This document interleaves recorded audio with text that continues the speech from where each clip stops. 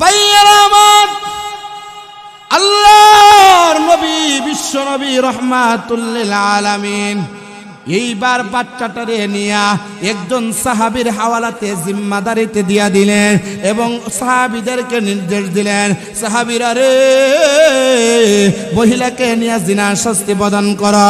সাহাবীরা মহিলাকে নিয়ে গর্ত করে মহিলাকে গর্তের মধ্যে নিক্ষেপ করলেন, আর চতুর্দিক থেকে সাহাবায়ে কেরাম পাথর নিক্ষেপ করা আরম্ভ করে দিলেন, মহিলার উপরে পাথর নিক্ষেপ করা আরম্ভ করে দিলেন। হঠাৎ করে একজন সাহাবী যখন পাথর নিক্ষেপ করলেন, পাথরটা মহিলার শরীরে লেগে চামড়া ছিঁড়ে রক্ত বের হয়ে গেছে, ওই রক্তের ছিটা সাহাবীর শরীরে লেগে গেছে। এমনি সাহাবী রক্ত মুছে আর বলে, হাইরে জিনাকারিনীর রক্ত আমার দেহে লাগছে রে, হাইরে জিনাকারিনী আমার রক্ত আমার দেহে লাগছে। আল্লাহ নবী বিশ্ব নবী রাহমাতুল লিল আলামিন যখন শুনলেন, এমনি সাহাবীকে ডেকে বলে, সাহাবী রে, সাবধান সাবধান, জিনাকারিনী বলিস না, তওবাকারিনী বল। কারণ এই মহিলার জিনা হলে কি হবে, সে এমন একটা খাঁটি তওবা করেছে, তার তওবা যদি একটা গোষ্ঠীর মানুষের উপরে বন্টন করে দেওয়া হয়, একটা গোষ্ঠীর মানুষের গুনাহ মাফের জন্য ওই মহিলার তওবাই যথেষ্ট হয়ে যাবে। जिंदगानी के निशा से अब निकल भी आई बशार, आ रही है सामने उक़बा की कल भी आई बशार।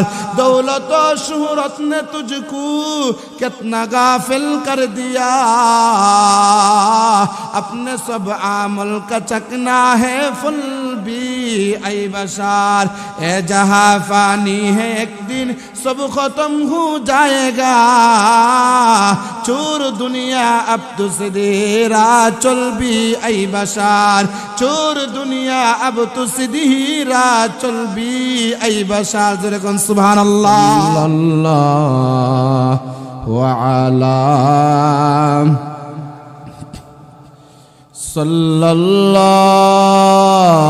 अला मुहम्मद सल्लल्लाहु अलैहि। যেদিন আমার আসবে মরণ, তাকতে আমায় দিবে না, আপন জনেরা কাঁদবে সবাই, রাখতে আমায় পারবে না। বালাগাল উলা বিকামালিহি কাশাফাদ দুজা বিজামালিহি, حسنت جميع خصاله صلوا عليه وآله لا إله إلا الله. جوره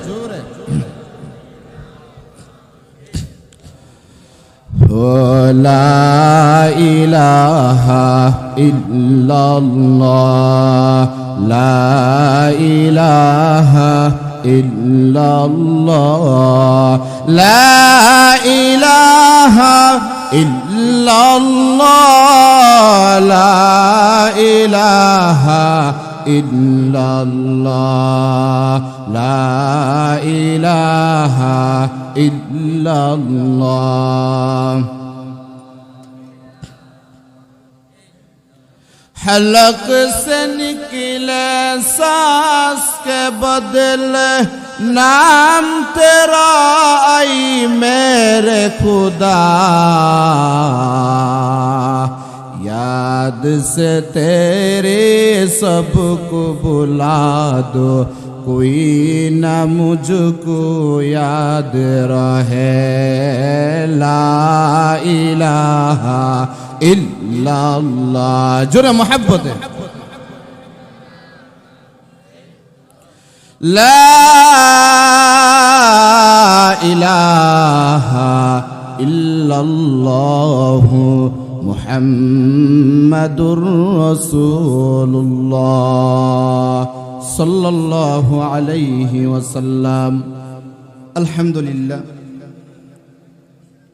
ঐতিহ্যবাহী করাতকান্দি আহলে সুন্নাত ওয়াল জামাতের উদ্যোগে আয়োজিত তৃতীয় বার্ষিক ওয়াজ ও দোয়ার মাহফিলের সম্মানিত সভাপতি সাহেব, সহ সভাপতি বৃন্দ, প্রধান অতিথি সহ দিগার হযরত উলামায়ে কেরাম, সম্মুখ পানে উপবিষ্ট দীন দরদি ইসলাম প্রিয় মুরব্বী বাবারা, কলিজার টুকরা যুবক ভাইয়েরা, স্নেহের ছোট ভাইয়েরা, পর্দার আড়ালে মা ও বোনেরা, আমরা মহান আল্লাহ পাকের দরবারে শুকরিয়া আদায় করি যে মহান মালিক আমাদেরকে সুস্থ অবস্থায় হায়াত দীর্ঘায়িত করে আমাদেরকে কোরআনের পরিবেশে এসে বসার, হক্কানি ওলামায়ে কেরামের জবান থেকে কিছু নসিহত শোনার তৌফিক দান করেছেন।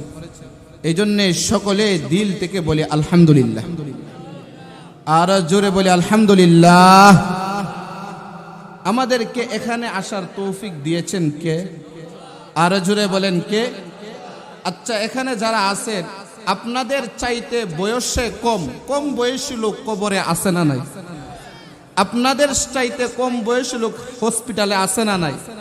আপনাদের চেয়ে সুস্থ সবলওয়ালা ক্ষমতাসীন টাকা, বেশি টাকার মালিক, জায়গা জমির অনেক মালিক হসপিটালে আছে না নাই? কিন্তু আল্লাহ রাব্বুল আলামিন আমাদেরকে নিয়ামত দিয়া, সুস্থতার নিয়ামত দিয়া আমাদেরকে এখানে বসায় রাখছেন। সেই ক্ষমতা কার? আর জোরে বলেন কার? আল্লাহ। এই জন্য হেদায়েতের মালিকও আল্লাহ।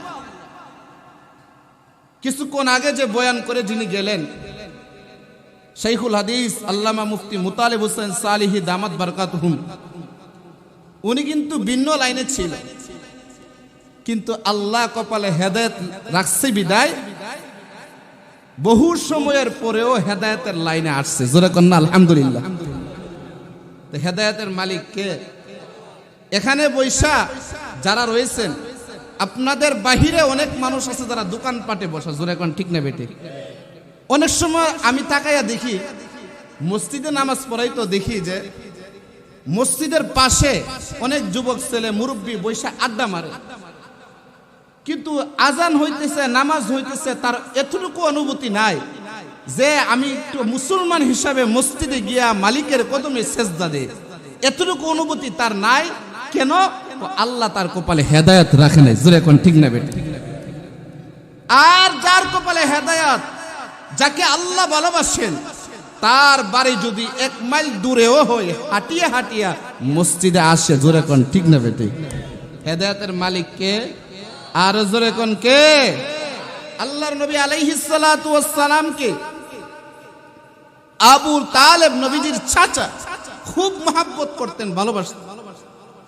এমন মহব্বত করতেন, যেদিন আল্লাহর নবী দুনিয়ায় আগমন করেছেন, আবু তালেব আগমনের সংবাদ শুনে সাথে সাথে তার বাদীকে আজাদ করে দিয়েছে। সুবহানাল্লাহ। জোরে নবীকে কি পরিমাণ ভালোবাসে! কিন্তু মহব্বত আর ভালোবাসা আর ঈমান এক জিনিস না। যেমন মনে করেন আমরা অনেক সময় মুসলমান, কিন্তু চলাফেরা আমাদের হিন্দুদের সাথে আছে না নাই? এটা হলো মহব্বত, কিন্তু ঈমানের ক্ষেত্রে তার সাথে আমার চলাফেরা মিলবে না। জোরে কোন ঠিক না বেটে? কারণ আমি মুসলমান আর সে হলো হিন্দু, আমি যাব মসজিদে আর সে যাবে মন্দিরে। জোরে কোন ঠিক না বেটে? আবু তালেব নবীরে ভালোবাসে, কিন্তু ভালোবাসলে কি হবে? তার ভিতরে তো ঈমান নাই। নবীজি খুব চেষ্টা করছে আবু তালেবকে মুসলমান বানানোর জন্য। আবু তালেবের মৃত্যুর সময় আল্লাহ রাসূল আবু তালেবের কাছে গেছে, গিয়া বলে, চাচা আপনি একটাবারের জন্য বলেন লা ইলাহা ইল্লাল্লাহ, একবারের জন্য বলেন আমি আপনার জন্য হাসরের ময়দানে আল্লাহর কাছে সুপারিশ করব। সুবহানাল্লাহ। জোরে এই কথা যখন বলল, নবীজি এক পাশে আর আবু জাহেলের পাশে, আবু তালিবের পাশে মক্কার বড় বড় কাফের লিডার আবু জাহেল, উতবা, সাইবা। আবু তালেব একবার নবীজির চেহারার দিকে তাকায়, আরেকবার কাফেরদের লিডারের চেহারার দিকে তাকায়, কিন্তু কপালে তো হেদায়েত নাই। কাফেররা বলে, আবু তালেব মারা যাইবা, শেষ সময় আসছো, এখন কি বাপ দাদা ধর্মের মধ্যে চুনকালি লাগাই যাইবা? নাউজুবিল্লাহ, জোরে বলে। ভাইয়ারা আমার, বন্ধুরা আমার, ওরে মুসলমান, আবু তালেব একবার আল্লাহর নবীর চেহারার দিকে তাকায়, আবার মক্কার কাফের লিডার আবু জাহেল উতবা সাইবার চেহারার দিকে তাকায়। মক্কার কাফেররা বলে, আবু তালেব, সারাটা জিন্দগি তুমি তোমার বাপ দাদার ধর্ম পালন করেছো, এখন কি তুমি মরার সময় কালিমা লইয়া মুসলমান হইয়া মরবা? এটা আমরা বরদাস্ত করতে পারি না। তুমি কি তোমার বাপ দাদার ধর্মের মধ্যে চুনকালি লাগাইবা? এই কথা বলতে দেরি হয়েছে। আবু তালেব ডাক দিয়া বলে, আমি আমার বাপ দাদার ধর্মের উপরে ইন্তেকাল করলাম। জোরে কন নাউজুবিল্লাহ। আবু তালেব কাফের হইয়া যখন মৃত্যুবরণ করলেন, তখন আমার নবীর অন্তরটা, কলিজাটা ভেঙে টুকরা টুকরা হয়ে গেছে। হাই রে, আমার চাচা আমার জন্য কি না করেছে, আমাকে কত আদর যত্ন করেছে, আমাকে কত লালন পালন করেছে। কাফেরদের হাত থেকে আমি মুহাম্মদকে আমার চাচা বাঁচাইছে, ওই চাচা আজকে বেঈমান হইয়া কবরে গেছে। নবীজি কষ্টে নবীজির কলিজাটা টুকরা টুকরা হয়ে গেছে। এমনি আল্লাহ রাব্বুল আলামিন আমার আপনার নবীর কাছে আয়াত নাযিল করে জানায়া দিলেন, ইন্নাকা লা তাহদি মান আহবাবতা ওয়ালাকিন্নাল্লাহ ইয়াহদি মান ইয়াশা। আল্লাহ রাব্বুল আলামিন বলেন, ও নবীজি, হেদায়েতের মালিক আমি আল্লাহ। আমি আল্লাহ যাকে চাই হেদায়েত দেই, আর আমি আল্লাহ যাকে চাই না হেদায়েত দেই না। জোরে কোন ঠিক না বেঠি? হেদায়েতের মালিক কে বলে? বেঈমান হারায় মরছে, হেদায়েত কপালে নাই। তো আমরাও হুজুররা যত ওয়াজ করি, সুদকুরের সুদ কি কমছে না আরো বাড়ছে? কমে না। হেদায়েত তো নাই কপালে, হেদায়েত তো কপালে নাই। কারণ হেদায়েত যদি কপালে থাকে তাহলে ওয়াজ নসিহত বেশি করা লাগে না। কিন্তু যতই ওয়াজ করে পরে দিয়ে গিয়া দেখা যায় বনকুঞ্জের সিফাত সুদ কুটিয়া গনে। জোরে কোন ঠিক না বেটি? বনকুঞ্জের সিফাত গিয়া লেনদেনে করে। আমি এমনও কথা শুনছি, যখন টাকা সুদের টাকা লেনদেন করে তো কম দিলে বলে, কম দেশকে লেগে 1 টাকাও কম দিব না, কবরে ফিটা তো আর কম দিত না। জোরে কোন ঠিক না বেটি? আচ্ছা, এরকম কথা বলে কি বলে না? আচ্ছা, জানে যে সুদ খাইলে কবরে মায়ের হবে, পিটা হবে, পিটানো হবে, তারপরও সুদ খাওয়া সারে। আরো জোরে কোন সারে? কারণ কি? হেদায়েত তার কপালে নাই। জোরে কোন ঠিক না বেটি? মুহতারাম হাজিরিন, আলেম ওলামা এই দেশে অনেক বয়ান করেছে। এই যে দেশ থেকে স্বৈরাচার বিদায় হয়েছে, আলেমরা অনেক নসিহত করেছে, দেখো আল্লাহ সার দেয় কিন্তু ছেড়ে দেন না। জোরে কোন ঠিক না বেটি? কিন্তু ওয়াজ নসিহত বহুত করেছে, নসিহত করেছে, কিন্তু কোনো কানে নেই নাই। শেষ পর্যন্ত ইন্না বাতশা রাব্বিকা লাশাদীদ, আল্লাহ যখন ধরছে তো গদি সারা করছে, দেশ সারা করছে। জোরে কোন ঠিক না বেটি? হেদায়েতের মালিক কে বলেন? আল্লাহ। এই জন্য আসুন, আল্লাহ রাব্বুল আলামিন বলে, ও দুনিয়ার ইমানদার, তোমাদের জন্য দুনিয়া শেষ ঠিকানা না, তোমাদের জন্য শেষ ঠিকানা হলো আখিরাত। জোরে কোন ঠিক না বেটি? যদি চাও শান্তিতে থাকতে তো আখিরাতের জন্য কামাও। কারণ দুনিয়ার জিন্দেগি যে সোনের ঘরে থাকে তার হায়াতও কাটে, যে এসির ভিতরে থাকে তার হায়াতও কাটে, যে 10 তলা বিল্ডিং এর ভিতরে থাকে তার হায়াতও কাটে। বরঞ্চ গরিবের চেয়ে ধনীর পেরেশানি বেশি। ঠিক না বেটি? আরো জোরে কোন কেমনে বেশি? বিল্ডিং এর তালা যত বেশি তার ট্যাবলেট তত বেশি। জোরে কোন ঠিক না বেটি? যারা মাটি কাটে দিন মজুর, এরা রাত্রেবেলা কয়টা ট্যাবলেট খেয়ে ঘুমাইতে হয়? একটাও না। যেই মাত্র এশার নামাজ পড়ে কিছু খা, ঘুমাইতে দেরি, শুইতে দেরি হয়, ঘুম আসতে দেরি হয় না। জোরে কোন ঠিক না বেটি? আর যার তালা বেশি, ট্যাবলেট একটা, এটা আনো, আরেকটা আনো, এরকম 4-5টা, যত তালা বেশি তার ট্যাবলেটও তত বেশি। জোরে কোন ঠিক না বেটি? তো এই জন্য আল্লাহ রাব্বুল আলামিন বলেন, যারা আমার খাঁটি বান্দা, আমার নেককার বান্দা, আমার কাছের বান্দা, তাদেরকে আল্লাহ দুনিয়াতেও শান্তি দেয়, আখিরাতেও শান্তি দেয়। আর যারা আমার অনুগত বান্দা না, আমার কাছের বান্দা না, দুনিয়াতেও অশান্তি, টাকা বেশি হলেও অশান্তি, গাড়ির মালিক হলেও অশান্তি, নারীর মালিক হলেও অশান্তি, বাড়ির মালিক হইলেও অশান্তি, কবরেও অশান্তি। জোরে কোন ঠিক না বেটি? এই জন্য আল্লাহ তাআলা বলেন, বান্দা তুমি যদি আখিরাতে শান্তি পেতে চাও, দুইটা কাজ করো। এক নম্বর কাজ হলো ইত্তাকুল্লাহ, আল্লাহকে ভয় করো। সুবহানাল্লাহ, জোরে কোন। দুই নম্বর হলো ওয়াল তানজুর নাফসুম মা কদ্দামাত লিগাদ, আগামীকাল তথা আখিরাতের জন্য কি করছো তা একটু চিন্তা করো।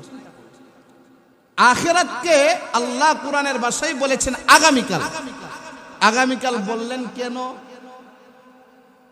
বলে যে এই জন্য বলছে, মানুষের যেমন দুনিয়াতে তার সূর্য উঠলে সূর্য ডুবে, এরকম সময় যেমন কাছাকাছি, আখিরাতটাও বান্দার তত কাছাকাছি। জোরে কোন ঠিক না বেটি? কিন্তু আমি আপনি মনে করি অনেক দূরের, আমি আপনি মনে করি অনেক দূরের। আখিরাত কিন্তু দূরের না, খুব কাছের। এই জন্য লুকমান হাকিম আলাইহিস সালাম, যার ব্যাপারে আল্লাহ তাআলা কোরআনে যার নামে একটা সূরা নাজিল করছে, সূরা লুকমান। সুবহানাল্লাহ, জোরে বলেন। এই লুকমান হাকিম আলাইহিস সালাতু ওয়াস সালাম একদিন তার ছেলেকে নসিহত করতেছেন, বলতেছেন, বেটা শুনো, মানুষের দেহের তিনটা অংশ আছে। জোরে কোন কয়টা? এই তিনটা অংশের মধ্যে একটা অংশের মালিক হলো আল্লাহ, আরেকটা অংশের মালিক হলো পোকামাকড়, আরেকটা অংশের মালিক হলো বান্দা নিজে। কোন অংশের মালিক? আল্লাহ। ও বান্দার ভিতরে, মানুষের ভিতরে একটা রুহু আছে, এই রুহুটার মালিক হলো আল্লাহ। কারণ রুহুটা কার হুকুমে চলে? আর জোরে বলেন, কার হুকুমে চলে? আল্লাহ। ইয়াসআলুনাকা আনির রূহ কুল আমরু রাব্বি, বাইয়ানা আমার বন্ধুরা আমার, লুকমান হাকিম আলাইহিস সালাতু ওয়াস সালাম বলেন, মানুষের দেহের তিনটা অংশ আছে। এক নম্বর অংশের নাম হলো রুহু। ওই রুহুটার মালিক হলো আল্লাহ। কারণ আল্লাহ যখন চায় তখন বান্দার রুহু থাকবে, যখন চাইবে না তখন বান্দার থাকবে না। যত চেষ্টা করা হয়, রুহু ইচ্ছা করলে নিজের দেহের ভিতরে রাখতে পারবে না, কারণ রুহুর মালিক হলেন মহান আল্লাহ। রুহুর মালিক কে বলেন? আল্লাহ। দুই নম্বর, মানুষের দেহ, এটার মালিক হলো পোকামাকড়। কেমনে? আমি আপনি যখন কবরে যাই, পোকামাকড় খায়া সব শেষ করে দিব। জোরে কোন ঠিক না বেঠিক? যতই শুনু এরপরে মনে করেন যতই সাবান, ভালো কন্ডিশনের সাবান ব্যবহার করুন না কেন, কিন্তু কবরে গেলে ঠিকই পোকামাকড় খাবে। জোরে কোন ঠিক না বেঠিক?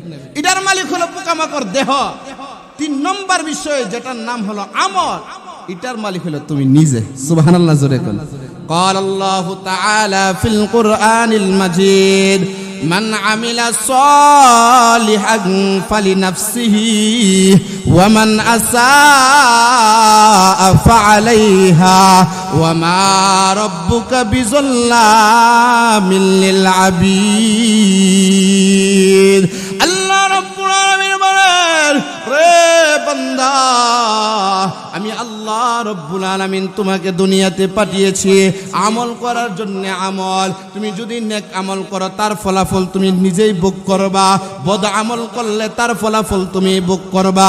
ওয়ামা রব্বুকা বিযাল্লামিল লিল আবিদ, আল্লাহ বলেন, বান্দারে, আমি আল্লাহ বান্দার প্রতি বিন্দু মাত্র জুলুম করি না। فمن يعمل مثقال ذرة خيرا يره ومن يعمل مثقال ذرة شرا يره. আল্লাহ রাব্বুল আলামিন বলেন, রে পৃথিবীর মানুষেরা, যাররা পরিমাণ যদি নেক আমল করো, যাররা পরিমাণ যদি নেক আমল করো, তার ফলাফল তুমি পাইবা। যাররা পরিমাণ বদ আমল করলে তার ফলাফল তুমি পাইবা। আমি আল্লাহ বান্দার প্রতি, আমি আল্লাহ কোনো জুলুম করি না, কারণ জুলুম করাটা আমি আল্লাহর সাজে না। জোরে কোন সুবহানাল্লাহ। আল্লাহ বলেন, যাররা পরিমাণ যাররা কাকে বলে? মুফাসসিরিনে কেরাম বলেন এটা বোঝানোর জন্য আমরা আমাদের ঘরে সকালবেলা যখন সূর্য উঠেনি তখন বেড়ার ফাঁকি দিয়া সূর্যের আলো ঢুকে না? ঢুকার পরে দেখবেন যে এই সূর্যের আলোটার যে জায়গায় পড়ছে ওই জায়গায় দেখা যায় ধুলাবালি কিরকম ছোট ছোট ধুলাবালি গেস গেস করে এরকম কি যেন উঠতেছে। আচ্ছা বলেন এগুলো কি ধরা যায়? ধরা যায় না, দেখা যায়। এই যে ছোট ছোট যে জিনিসগুলি দেখা যায় ধরা যায় না, এটাকে বলা হয় যাররা। আল্লাহ বলেন ওই যাররা পরিমাণ বান্দা যদি নেক আমল করে এটাও সে পাইবে, যাররা পরিমাণ বদ আমল করলে এটাও সে পাইবে। জোরে কোন ঠিক না বে ঠিক? কিন্তু আমাদের আমলের এই অবস্থা, আজকে নারী থেকে পুরুষ বলেন সারা দুনিয়াতে গুনাহের প্রতিযোগিতা চলছে, আন্তর্জাতিক ভাবেও গুনাহের প্রতিযোগিতা চলতেছে। জোরে কোন ঠিক না বে ঠিক? এই যে খেলা বলেন এগুলো কি মুসলমানদেরকে ধ্বংস করার জন্য? এরপরে যত বিভিন্ন সাংস্কৃতিক অনুষ্ঠান বলেন, সংস্কৃতি, কাফেরদের সংস্কৃতি, এগুলো মুসলমানদের না, কাফেররা বানাইছে মুসলমানদেরকে ধ্বংস করার জন্য। যেরকম ঠিক না? সারা দুনিয়াতে আন্তর্জাতিক ভাবে গুনাহের প্রতিযোগিতা চলতেছে। আজকে আমাদের নারী পুরুষও তো, আপনি চুনটা বাজারে যান, গিয়া দেখবেন, আমার কথা যদি মিথ্যা হয় গিয়া গয়না দেখবেন যে পুরুষের চাইতে মহিলার সংখ্যা বেশি। জোরে কোন ঠিক না বেটি? যদি বিশ্বাস না হয় আগামীকাল বাজারে যাইবেন, এক মাথার থেকে শুরু করে গনতে গনতে শেষ মাথা পর্যন্ত যাইবেন, দেখবেন যে পুরুষের চাইতে মহিলার সংখ্যা বেশি। আগেকার যুগে, আগের যুগের কথা বলতেছি, এই কাছাকাছি যুগের মুরব্বীরা আছে বলতে পারবে, আপনাদের কাল, আপনাদের সময়, মুরব্বীদের সময়ে যখন স্বামী কোনো কাপড় চয়েস করে আয়না দিছে বিবিরে, এটা পায়ে বিবি খুশি হয়ে গেছে। জোরে কোন ঠিক না বেটি? আর ওখানে এখন যে যুগ আছে, জামাই পছন্দ করলে বিডি পছন্দ না, জামাই পছন্দ করলে বিডি পছন্দ না। এমনকি শ্বশুরও যদি বাজার করে আয়না দে, বউয়ে নাক সিটকা। জোরে কোন ঠিক না বেটি? ফুতের বউ নাক সিটকা, আব্বাই দেখ কি বাজার করে আনে, আমরা গেলে একটা ভালা ভালা বাজার করতে। বুঝলেন না কথাটা? তো শ্বশুর যখন একদিন শুনছে যে বউ উনাফেনা করে, বউ ফিনফিনি করে, তখন শ্বশুর তার বউরে বলতেছে কালকার থেকে তাইরিওকে বাজার করতাম, আমি আর বাজারে যেতাম না। ফুতের বউ মনে মনে কই এটাই তো আমি চাইছিলাম। জোরে কোন ঠিক না বেটি? এখন দেখা যায় গিয়ে বাজারে ঘুরে আর একটা গাট্টি লো সাইডে দা। জোরে কোন ঠিক না বেটি? আসেনি ইডারে আমি বলি খাইচ্ছতের গাট্টি।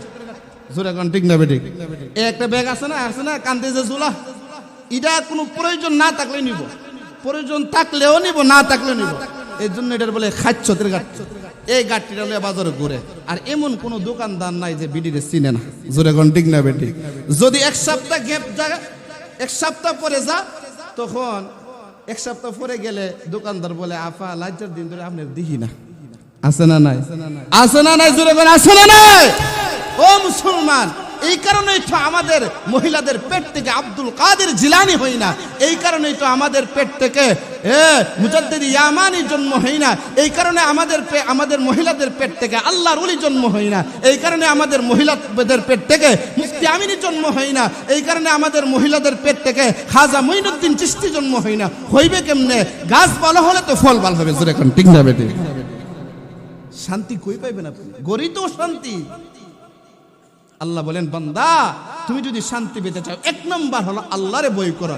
আল্লাহরে ভয় করলে গুনাহ থেকে বাঁচা সহজ হবে, নাফরমানি থেকে বাঁচা সহজ হবে। যখন সে নাফরমানি থেকে বাঁচবে, তখন আল্লাহ তাআলা খুশি হইয়া বান্দা যা চাইবে আল্লাহ তাই দান করবে। সুবহানাল্লাহ বলেন।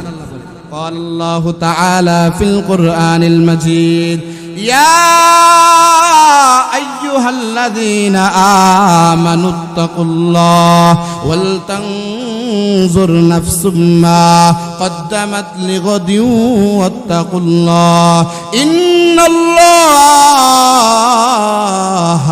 খাবীরুম বিমা তা'মালুন।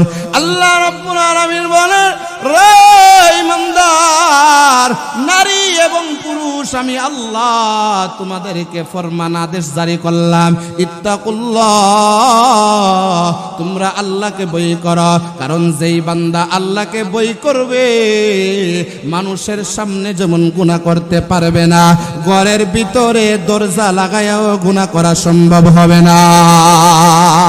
কারণ দেখেন কে, আর জোরে কোন দেখেন কে? আল্লাহ।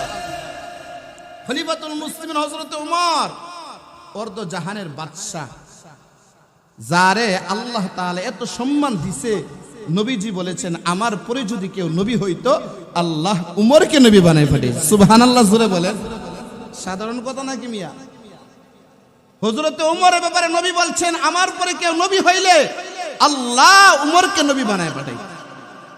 এই উমর রাদিয়াল্লাহু তাআলা আনহুর আমল ছিল, অভ্যাস ছিল, রাতের বেলা মানুষ যখন ঘুমায় যাইতো তো উনি রাস্তার অলিতে গলিতে হাঁটতেন, দেখতেন কে কি অবস্থায় আছে। একদিন হাঁটতে হাঁটতে গেছে এক ঘরের সামনে, গিয়া দেখে গভীর রজনীতে ওই ঘরের থেকে দুইজন মহিলার কণ্ঠের আওয়াজ বেশি আসছে, মানে দুইজন মহিলা কথা বলতেছে। উনি বুঝতে পারলেন মনে হয় তারা মা এবং মেয়ে হবে। খলিফাতুল মুসলিম হযরত ওমর লক্ষ্য করলেন, চিন্তা করলেন কি বলে শুনি। উনি শুনতেছেন যে মা তার মেয়েকে বলতেছে, ও মেয়ে দুধের মধ্যে পানি মিশাও। মানে তাদের সংসার চালায়, দুধ বিক্রি করে, গায় আছে দুধ বিক্রি করে সংসার চালায়। তো মা তার মেয়েকে বলতেছে দুধের মধ্যে পানি মিশাও, কারণ আগামীকাল যখন বাজারে দুধ বিক্রি করব বেশি দুধ হবে, পয়সাও বেশি পাবো। জোরে কোন ঠিক না বেঠিক? কিন্তু একটা মানুষ, আচ্ছা বলেন তো এই গভীর রজনীতে কেউ নাই, এখন তারা ইচ্ছা করলে অপরাধ করতে পারে। জোরে কোন ঠিক না বেঠিক? কিন্তু এই অপরাধ থেকে একমাত্র বাঁচাইতে পারে আল্লাহর বই। সুবহানাল্লাহ জোরে কোন। মহিলার মেয়ে বলতেছে, ও মা এই গভীর রজনীতে আমি আমার দুধের মধ্যে পানি মিশাইতে পারবো না, কারণ মদিনার মধ্যে শাসন জারি আছে। খলিফাতুল মুসলিমিন হযরত ওমর বলেছে কেউ যদি দুধের মধ্যে পানি মিশায় তারে কারাদণ্ড দেওয়া হবে, সুতরাং আমি দুধের মধ্যে পানি মিশাইতে পারবো না। সুবহানাল্লাহ জোরে কোন। ভাইয়েরা আমার, বন্ধুরা আমার, এমনি মহিলা তার মেয়েকে বলে, ও মেয়ে এখন এই গভীর রজনীতে উমর কি তোমার ঘরে দরজায় দাঁড়ানো আছে? এমনি মহিলা মেয়েটা বলে, ও গো মা, যদিও আমাদের ঘরের দরজায় হযরতে উমর দাঁড়ানো নাই, কিন্তু আসমানের মালিক মহান আল্লাহ রাব্বুল আলামিন, যিনি 24টা ঘন্টার ভিতরে এক মুহূর্ত ঘুমাই না, ওই মহান আল্লাহ রাব্বুল আলামিনকে ফাঁকি দেওয়া আমাদের পক্ষে সম্ভব না। আচ্ছা বলেন পৃথিবীর কেউ না দেখলো, কে দেখে? আর জোরে বলেন কে দেখে? ইন্নাল্লাহা বাসীরুম বিল ইবাদ। আল্লাহ রাব্বুল আলামিন বলেন, ও পৃথিবীর মানুষেরা রে, আমি আল্লাহ 7 সমুদ্রের নিচে কি হয় আমি আল্লাহ সব দেখি, পাথরের ভিতরে কি হয় আমি আল্লাহ সব দেখি, 7 আকাশের উপরে কি হয় আমি আল্লাহ সব দেখি। এমন কোন স্থান নাই, এমন কোন জায়গা নাই আমি আল্লাহর কুদরতি নজর তাকে খালি না। জোরে কোন ঠিক না বেঠিক? সব কিছু আমি আল্লাহ দেখি। জোরে কোন সুবহানাল্লাহ। আর জোরে কোন সুবহানাল্লাহ। আচ্ছা বলেন তো আল্লাহ দেখি কি দেখে না? আর জোরে কোন আল্লাহ দেখি কি দেখে না? এখন এই মহিলার ভিতরে আল্লাহর বই থাকার কারণেই তো গুনাহ থেকে বাঁচা সম্ভব হয়েছে। শেষ পর্যন্ত হযরত ওমর এই মেয়েটার তাকওয়ার পরহেজগারি দেখা নিজের ছেলেকে ওই মহিলার মেয়ের কাছে বিয়া দিয়েছে। সুবহানাল্লাহ। তাদের গর্ভ থেকে ইসলামের ৫ম খলিফা উমর ইবনে আব্দুল আজিজ জন্মগ্রহণ করেছে। সুবহানাল্লাহ জোরে কোন। তাহলে পেট ভালো হইছে, গাছ ফল ভালো হইছে, গাছ ভালো হইছে, ফল ভালো হইছে। জোরে কোন ঠিক না বেটি? আমাদের তো গাছই ভালো না। মুহতারাম হাজিরিন, আল্লাহর ভয় ছাড়া কোন মানুষ গুনাহ থেকে বাঁচতে পারে না। আমাদের তো বই আছে, তবে কিসের বই আছে? সম্পদ হারানোর বই। জোরে কোন ঠিক না বেটি? মামলায় পড়লে পুলিশের বই, মামলায় পড়লে পুলিশের বই, রোগ হওয়ার বই, বুঝেন না কথা? অভাবের ভয়, এইগুলো আমাদের ভিতরে আছে, কিন্তু আল্লাহর বই নাই। জোরে কোন ঠিক না বেটি? একটা মানুষের ভিতরে যদি আল্লাহর ভয় থাকতো তাহলে গুনাহ করার পরেও সে স্বস্তি পাইতে পারে না। গুনাহ করার পরেও সে চিন্তায় থাকবে কখন আমি আল্লাহর থেকে মাফ মুক্তি নেব, কখন আমার গুনাহকে মাফ করাইব, এই চিন্তা পেরেশানি তাকে জোরে কোন ঠিক না বেরি। হাদিসের মধ্যে আসছে আল্লাহ রাসূল বলেন কোন নাফরমান যখন গুনাহ করে তখন সে গুনাহটারে মনে করে একটা মশা মাছির মতো, হালকা মনে করে এটা তাড়াইয়া দেয়। আর কোন নেককার যখন একটা গুনাহ করে তখন সে মনে করে যে তার মাথার উপরে পাহাড় আছে, পাহাড় আছে, যে পাহাড়টা টপকে তার মাথায় পড়ে যাবে। সে এই জন্য পেরেশান হয়ে যায় কখন সে গুনাহ থেকে বাঁচবে, জোরে কোন ঠিক নেবে ঠিক, কখন সে গুনাহ মাফ আল্লাহর থেকে নিবে, সে চিন্তাই থাকে। কারণ সে চিন্তাই থাকে আমি যদি এই মুহূর্তে গুনাহ অবস্থায় মারা যায় তাহলে আল্লাহর কাছে গেলে তো জাহান্নাম ছাড়া আমার উপায় না, জোরে কোন ঠিক নেবে ঠিক। হাদিস শরীফের মধ্যে ঘটনা আসছে একজন মহিলা জিনা করছে। জিনা আমাদের সমাজে আসেনি, আর জোরে কোন আসে না, পতিতালয় খুলছে। ঢাকা শহরে গিয়া দেখবেন টিকিট দিয়া দিয়া ডাকে, নাউজুবিল্লাহ জোরে বলে।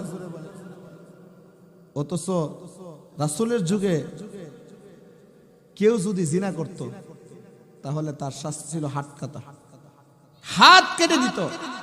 আর হাত হলো জিনাকারীর শাস্তি যদি অবিবাহিতা হয়, আর যদি বিবাহিত হয় তাহলে পাথর রজম করে তাকে মেরে ফেলো, এটাই জিনার শাস্তি। একটার যদি শাস্তি দেওয়া হয় বাকি 100টার কান খারাপ হয়ে যাবে, জোরে কোন ঠিক না বেটি। নবীজির যুগে একজন মহিলা জিনা করছে, এমনি আল্লাহর নবী মহিলাকে বলিলে, মহিলা রে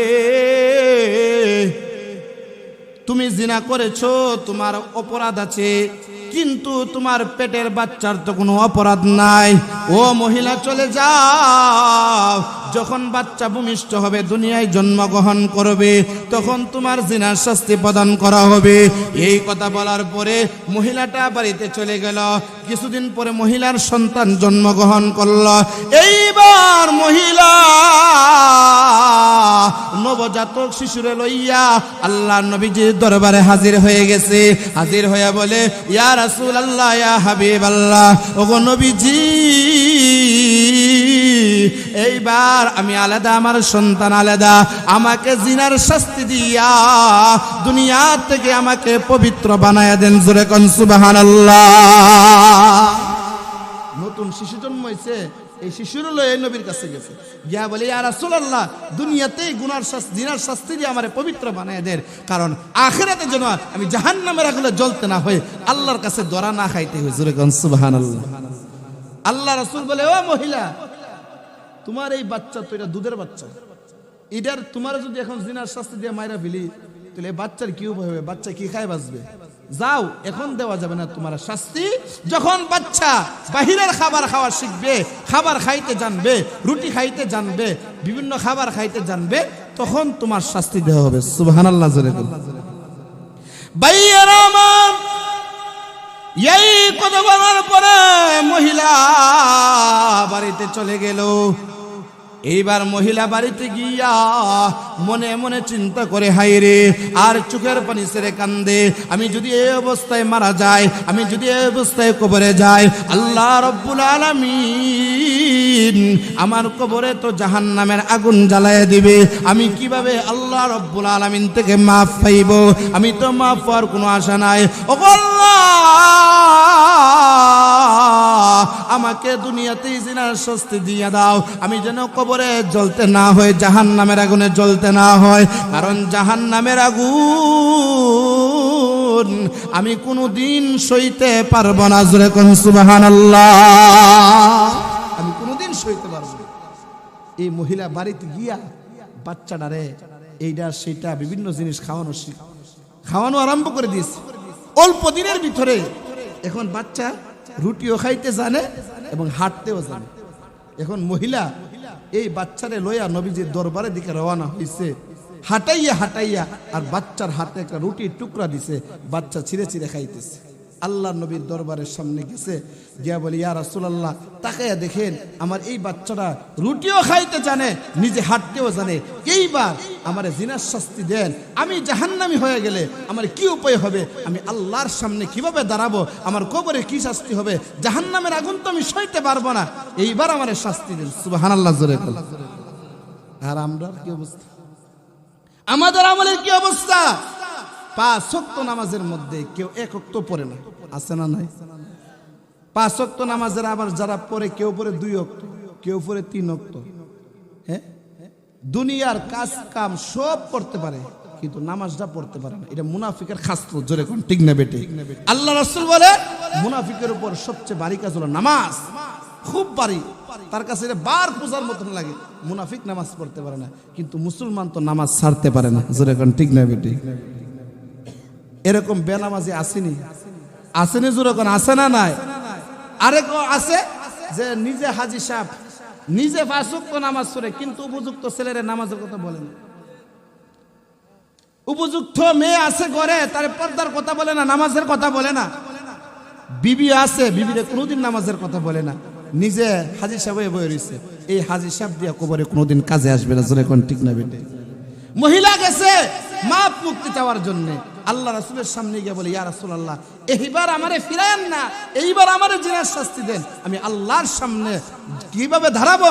জাহান্নামের আগুন আমি সইতে পারবো না। সুবহানাল্লাহ, জোরে বলেন। ভাইয়েরা আমার, আল্লাহর নবী, বিশ্ব নবী রাহমাতুল লিল আলামিন এইবার বাচ্চাটারে নিয়া একজন সাহাবীর হাওয়ালাতে জিম্মাদারিতে দিয়া দিলেন এবং সাহাবীদেরকে নির্দেশ দিলেন, সাহাবীরা রে, মহিলাকে নিয়ে জিনার শাস্তি প্রদান করো। সাহাবীরা মহিলাকে নিয়ে গর্ত করে মহিলাকে গর্তের মধ্যে নিক্ষেপ করলেন, আর চতুর্দিক থেকে সাহাবায়ে কেরাম পাথর নিক্ষেপ করা আরম্ভ করে দিলেন। মহিলার উপরে পাথর নিক্ষেপ করা আরম্ভ করে দিলেন। হঠাৎ করে একজন সাহাবী যখন পাথর নিক্ষেপ করলেন, পাথরটা মহিলার শরীরে লেগে চামড়া ছিঁড়ে রক্ত বের হয়ে গেছে। ওই রক্তের ছিটা সাহাবীর শরীরে লেগে গেছে। এমনি সাহাবী রক্ত মুছে আর বলে, হাইরে জিনাকারিনীর রক্ত আমার দেহে লাগছে রে, হাইরে জিনাকারিনী আমার রক্ত আমার দেহে লাগছে। আল্লাহ নবী, বিশ্ব নবী রাহমাতুল লিল আলামিন যখন শুনলেন, এমনি সাহাবীকে ডেকে বলে, সাহাবী রে, সাবধান সাবধান, জিনাকারিনী বলিস না, তওবাকারিনী বল। কারণ এই মহিলার জিনা হলে কি হবে? সে এমন একটা খাঁটি তওবা করেছে, তার তওবা যদি একটা গোষ্ঠীর মানুষের উপরে বন্টন করে দেওয়া হয়, একটা গোষ্ঠীর মানুষের গুনাহ মাফের জন্য ওই মহিলার তওবাই যথেষ্ট হয়ে যাবে। जिंदगानी के निशा से अब निकल भी आई बशार, आ रही है सामने उकबा की कल्बी आई बशार। दौलत और शोहरत ने तुझको कितना गाफिल कर दिया, अपने सब आमल का चकना है फुल भी आई बशार। ए जहां फानी है एक दिन सब खत्म हो जाएगा, चोर दुनिया अब तो सिधीरा चल भी आई बशार, चोर दुनिया अब तो सिधीरा चल भी आई बशार। जरे कोन सुबहानाल्लाह। আমাদেরকে একদিন যাইতে হবে কি হবে না? আরো জোরে কোন যাইতে হবে কি হবে না? দুনিয়াতে যতই ফাজলামি করি, যতই ধোঁকাবাজি করি, আল্লাহকে ধোঁকা দেওয়া সম্ভব না। জোরে কোন ঠিক না ঠিক? যার যার আমল কবরে যাবে, আপনি আমি কবরে যাব না। আল্লাহ রাসূল বলেন, হাদিসের মধ্যে আসছে, দুনিয়ার মানুষেরা বলে, মালি আমার মাল, ওয়ালাদি আমার সন্তান, এরকম ভাবে বলতে থাকে, আমার মাল আমার সন্তান, আমার বাড়ি আমার গাড়ি। আল্লাহর নবী বলেন, সে মিথ্যা বলেছে, সে তার এগুলো কোনো কিছুর মালিক সে না, সে তো ওই জিনিসের মালিক যা সে খায়া ব্যবহার করেছে, যা সে পরিধান করে ব্যবহার করেছে, ওইটার সে মালিক। সে যে বলতেছে আমার মাল, এটা তো এটার মালিক সে না, এটার মালিক হলো তার পরবর্তী প্রজন্ম যারা আসবে, জোরে তারা। জোরে কোন ঠিক না বেটি? এই জন্য ভাই, আমি আপনি নিজের পরিবর্তন করার চেষ্টা করি, আমি আপনি নিজের পরিবর্তন করার চেষ্টা করি। হায়াত ফুরায় যাইতেছে। কিতাবের মধ্যে আসছে, আল্লাহর পয়গম্বর হযরতে ইব্রাহিম খলিলুল্লাহ, উনি একদিন আল্লাহ আজরাইলকে বলতেছে, ও আজরাইল, তুমি যে গুনাহগার বান্দা রূহ কবজ করার সময় তোমার যে বিভৎস চেহারা হয়, ওই চেহারাটা আকৃতি ধারণ করে আমার একটু দেখাও, আমি দেখতে চাই। আজরাইল ফেরেশতা বলে, ও আল্লাহর নবী, এটা আপনি দেখতে চাইেন না, আপনি সহ্য করতে পারবেন না। খোদার কসম, তা সহ্য করার ক্ষমতা আপনার নাই। হযরত ইব্রাহিম নবী বলে, আমি দেখতে চাই, আমার দেখাও। আজরাইল যখন গুনাহগারের রূহ কবজ করা অবস্থায় যে ভয়ঙ্কর আকৃতি ধারণ করে, তা যখন ধারণ করলেন, সাথে সাথে ইব্রাহিম নবী বেহুশ হয়ে গেলেন। সুবহানাল্লাহ, সাথে সাথে বেহুশ হয়ে গেলেন। কিছুক্ষণ পরে যখন হুঁশ ফিরে আসছে, উনি বলতেছে, আল্লাহর জাত এবং জালালের কসম, একটা মানুষ ৬০-৭০ বছর হায়াতে যে যত আনন্দ ফুর্তি করছে, যা উপভোগ করছে, তার কবরের কোনো শাস্তি লাগবে না, হাসরের কোনো শাস্তি লাগবে না, মিজানের কোনো শাস্তি লাগবে না, ফুলসিরাতের কোনো শাস্তি লাগবে না। এই মৃত্যুর সময় যে একটা ভয়ঙ্কর অবস্থা আজরাইলের হয়, ওই শাস্তি তার জন্য যথেষ্ট হবে। জোরে কোন নাউজুবিল্লাহ। মুহতারাম হাজরিন, আমাদের অনেক ঘাঁটি আছে। ১ নম্বর ঘাঁটির নাম হলো কবর, কবরের পরে হাসর, হাসরের পরে মিজান, মিজানের পরে ফুলসিরাত, ফুলসিরাতের পরে জান্নাত জাহান্নাম, এরপরে অনেক ঘাঁটি। কিন্তু মানুষের মৃত্যুর সময় যে একটা কষ্ট, এটা সহ্য করার ক্ষমতা করাত কান্দির কোনো মানুষের নাই। জোরে কোন ঠিক না? এই জন্য নিজের আমল পরিবর্তন করা দরকার আসেনি? আরো জোরে বলেন, দরকার আছে না নাই? ৫ ওয়াক্ত নামাজ বা জামাতের সাথে কারা কারা পড়বেন? হাত তুলে দেখা। আল্লাহ তাআলা সকলকে কবুল করে, সকলে বলে আমিন।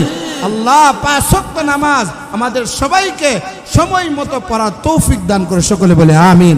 আল্লাহ তাআলা আমাদেরকে যে কথাগুলি বললাম, এগুলোর উপরে আমি আপনাদের সকলকে আমল করার তৌফিক দান করে, সকলে বলে আমিন। ওয়া আখির দাওয়ানা আলহামদুলিল্লাহি রাব্বিল আলামিন। আসসালামু আলাইকুম ওয়া রাহমাতুল্লাহ।